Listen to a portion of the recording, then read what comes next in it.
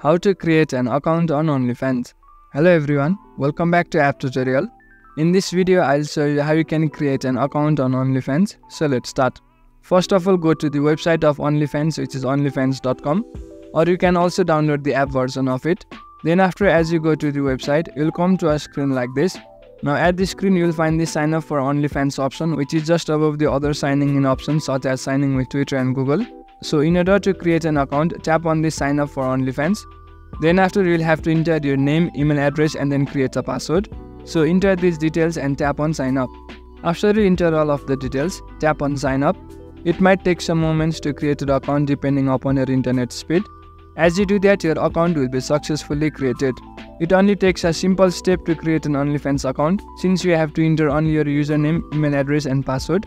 After that, your OnlyFans account will be successfully created. Now you can use the platform as you want. So in this way, you can easily create an OnlyFans account. That's it for the video. Make sure to subscribe to the channel for further similar videos and drop a like if you found this helpful.